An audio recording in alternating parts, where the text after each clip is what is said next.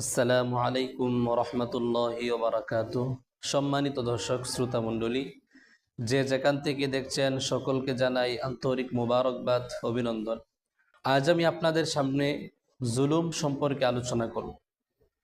জুলুম এমন একটি অপরাধ, যে অপরাধের কারণে মানুষের দুনিয়া এবং আখেরাত উভয়টাই ধ্বংস হয়ে যায়। প্রথমে আমরা জেনে নেই জুলুম এর সংজ্ঞা কি, জুলুম কাকে বলে। সাধারণ অর্থে জুলুম বলা হয় অন্যায়ভাবে কাউকে শারীরিক, মানসিক ও আর্থিক বা অন্য যে কোনো পন্থায় নির্যাতন করাকে জুলুম বলা হয়। জুলুমের সবচেয়ে সর্বোত্তম যে সংজ্ঞা একটি রয়েছে, সেটি হলো ওয়াজউশ শাইই ফি গায়রি মাহাল্লিহি জুলমুন, অর্থাৎ কোনো কিছু তার নিজ স্থান ছাড়া অন্য কোনো স্থানে প্রয়োগ করা বা রাখাকে জুলুম বলা হয়। তো আল্লাহ পাক রব্বুল আলামিন জুলুমের আলোচনা কোরআনের মধ্যে বহু জায়গায় করেছেন, তার পরিণতির আলোচনা করেছেন। নবী করিম সাল্লাল্লাহু আলাইহি ওয়াসাল্লাম হাদিসের মধ্যেও এই জুলুম সম্পর্কে, তার ভয়াবহতা কী হবে আলোচনা করেছেন। তো আমরা কয়েকটি পর্বে আপনাদের সামনে বিষয়টিকে আমরা আলোচনা করার চেষ্টা করব।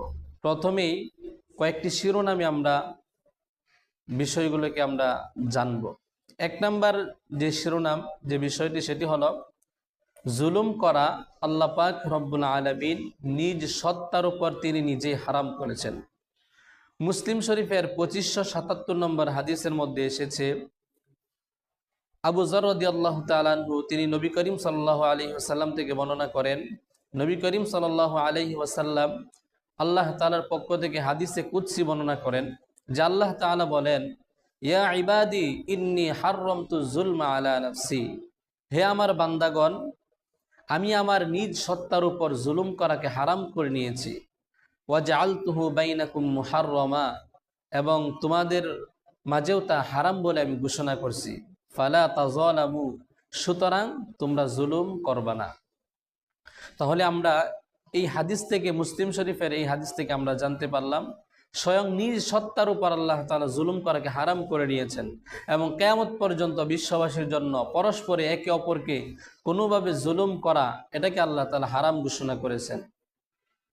দুই নাম্বার, আল্লাহ পাক রব্বুল আলামিন কোরআনের মধ্যে সীমা লঙ্ঘন করা তথা জুলুম করাকে নিষিদ্ধ করেছেন। কুরআনুল কারীমের সূরা নাহালের 90 নম্বর আয়াতে আল্লাহ সুবহানাহু ওয়া তাআলা বলেন, আল্লাহ তাআলা ইন্নাল্লাহা ইয়া'মুরু বিল আদলি ওয়াল ইহসানি ওয়া ইতা'i যিল কুরবা, এই আয়াতের মধ্যে আল্লাহ সুবহানাহু ওয়া তাআলা তিনটি কাজের আদেশ করেছেন এবং তিনটি কাজের নিষেধ করেছেন। তিনটি কাজের আদেশটি হলো ইয়া'মুরু বিল আদলি, আল্লাহ তাআলা তোমাদেরকে ইনসাফ করার আদেশ করেছেন। ওয়াল ইহসান, এবং সদাচরণ করার আদেশ করেছেন। ওয়া ইতা'i যিল কুরবা, এবং নিকট আত্মীয় স্বজনদেরকে দান করার আদেশ আল্লাহ তাআলা করেছেন। এবং তিনটি কাজ থেকে আল্লাহ তাআলা নিষেধও করেছেন। ওয়ায়ানহা আনিল ফাহশাই ওয়াল মুনকারি ওয়াল বাগয়, আল্লাহ তাআলা যে তিনটি কাজ নিষেধ করেছেন এর ভিতরে প্রথমটা হল আল ফাহশা, অশ্লীল কাজ। দুই নাম্বার ওয়াল মুনকার, যত মন্দ কাজ, খারাপ কাজ রয়েছে সবগুলা থেকে আল্লাহ তাআলা নিষেধ করেছেন। তিন নাম্বার ওয়াল বাগয়, বাগয়ুন শব্দের অর্থ সীমা লঙ্ঘন করা। এখানে মুফাসসিরিনে কেরাম তাফসির ইবনে কাসিরের মধ্যে, তাফসিরে জালালাইনের মধ্যে এর ব্যাখ্যা করা হয়েছে বাগয়ুনের আয-যুলমু লিন-নাস, অর্থাৎ সীমালঙ্ঘন বলতে এখানে মানুষদের উপর জুলুম করা, এটাকে আল্লাহ পাক রব্বুল আলামিন নিষেধ করেছেন। তাহলে আমরা সূরা নাহালের 90 নম্বর আয়াত থেকে আমরা বিষয়টি জানতে পারলাম যে আল্লাহ তাআলা মানুষদের উপর জুলুম করাকে আল্লাহ তাআলা সরাসরি আল্লাহ তাআলা কোরআনের মধ্যে নিষেধ করেছেন যে মানুষদের উপর তোমরা জুলুম করবা না। তিন নাম্বার, আল্লাহ পাক রব্বুল আলামিন এই জুলুমের কারণে বহু জাতিকে আল্লাহ তাআলা ধ্বংস করেছেন।